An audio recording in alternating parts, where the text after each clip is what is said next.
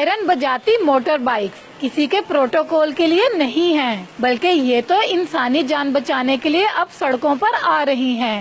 Rescue 1122 کی motor bike ambulance service Lahore کے بعد اب ملتان کے شہریوں کی خدمت میں پیش نظر آئے گی۔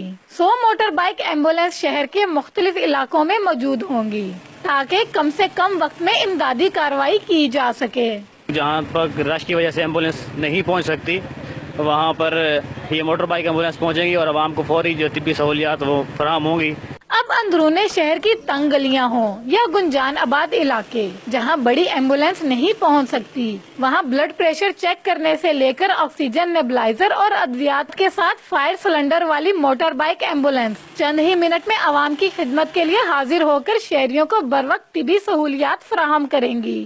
MFR یعنی میڈیکل فرسٹ رسپونڈر کے طور پر بھی کام کریں گے، فرسٹ سورس آف انفارمیشن بھی ہوں گے، وہاں جا کے یہ تعین کریں گے ایمرجنسی کی۔